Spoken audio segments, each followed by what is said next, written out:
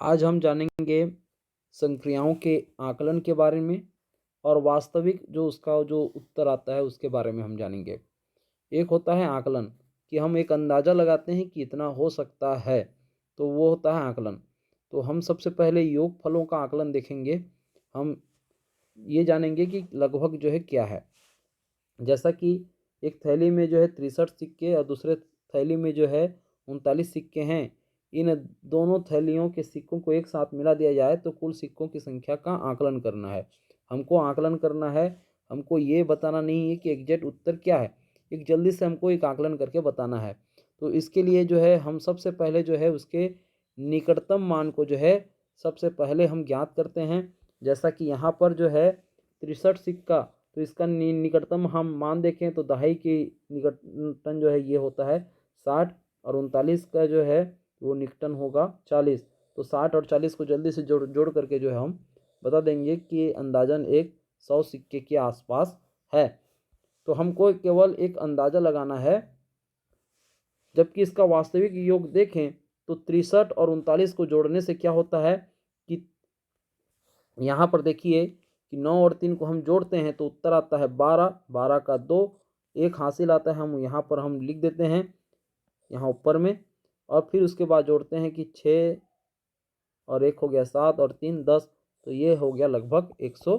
तो इसका वास्तविक योग जो है 102 आता है, लेकिन आकलित योग हम देखें जल्दी में हम जो इसका उत्तर निकालें तो वो होता है एक अंदाजन 100। तो ज़्यादा फर्क नहीं है, केवल 2 का फर्क है। तो इस प्रकार से जो है आकलित योग और वास्तविक योग होता है। तो ये केवल योग की क्रिया में नहीं होती, ये इसका जो है हम अंतर में भी कर सकते हैं। हम यदि घटाएं तो भी हम इसका उत्तर हम निकाल लेते हैं लगभग के तौर पे। जैसा कि एक उदाहरण है कि आम के 2 बगीचों में क्रमशः जो है 356 और 125 जो है अमरूद तोड़े गए। दोनों बगीचों से तोड़े गए आमों की संख्याओं के अंतर का आकलन करना है। हम यहाँ पर जो है अंतर करना है कि कितने दोनों बगीचों में कितने अमरूदों का अंतर है, केवल आकलन करना है अपने को। तो ये 356 है, तो इसका हम सैकड़े में हम यदि उसका निकटन देखें तो 356 350 के आगे जितनी भी संख्या होगी तो वो 400 के निकटन हो जाएगी। तो ये 356 का जो है सैकड़े का निकटन जो है 400, और 125 जो है 150 से ये नीचे है, इसलिए ये जाएगा 100 की तरफ। तो ये 100 हो गया इसका निकटन। तो 400 और 100 को जोड़ दें तो हो जाएगा 500। तो लगभग 500 ये तो हुआ जोड़, लेकिन हमको अंतर करना है। तो 400 में जो है 100 को घटा देंगे तो उत्तर आएगा आपका 300। तो लगभग जो है आमों का अंतर क्या होगा, वो 300 होगा।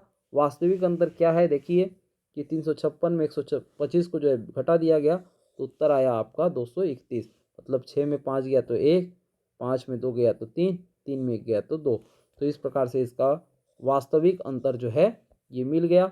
हम इस पर हम यदि दोनों के अंतर के बारे में बात करें तो ज़्यादा कुछ अंतर नहीं है आकलित अंतर और वास्तविक अंतर में। तो ये हो गया, अंतर में भी एक आकलन किया जाता है और योगफल में भी एक आकलन किया जाता है कि कितना हो सकता है। और ये केवल अंतर और योगफल में नहीं, गुणनफल में भी, गुणनफलों में भी इसका आकलन होता है। जैसा कि 51 और 36 का गुणनफल का आकलन करना है तो 51 का जो है जो निकटन मान है वो है 50 और 36 का निकटन मान जो है वो 40 है। तो हम इसको जल्दी से यदि गुणा करें तो 50 धन गुणित 40 को जो है हम यदि गुणा करते हैं तो दोनों का शून्य हम लिख लेते हैं और 5 चौक 20, लगभग जो उत्तर आता है आपका 2000। ये जल्दी बन जाता है, एक अंदाज़ा जो है जल्दी हम कर लेते हैं। जबकि इसका वास्तविक जो गुणनफल ये इस प्रकार से है कि 51 और 36 को जब गुणा करें तो 6 का गुणा 1 से, तो 6 कम 6 और 6 पंच 30, ये 306 हो गया। फिर इसके बाद अगला स्टेप में जो है हम जाते हैं तो इकाई को जो है इकाई के नीचे में गुणित का चिन्ह दे देते हैं। फिर 3 एकम 3, फिर 3 पंचे 15, ये इस प्रकार से 6 और कटमट ये हो गया 6 और 0 और 3 का 3, 5 और 3 हो गया 8 और 1 का 1, लगभग जो है लगभग क्या ये एग्जैक्ट उत्तर है। वास्तविक इसका गुणनफल क्या है वो 1836 है। तो हम दोनों में हम यदि अंतर देखें आकलित और वास्तविक में तो ज़्यादा का फर्क नहीं है। 2000 एक तरफ उत्तर आया है और दूसरी तरफ जो है 1836 आया है। तो इस प्रकार से गुणनफल का भी आकलन किया जाता है। वास्तविक उसका जो है से ज़्यादा कुछ अंतर नहीं रहता। भागफल में भी आकलन होता है, जैसा कि यहाँ पर देखिए भागफल में संख्या है 62, तो उसका जो निकटतम मान हो गया वो 60 हो गया। फिर दूसरी जो संख्या है वो 26, उसका जो निकटतम वो जो हो गया वो 30।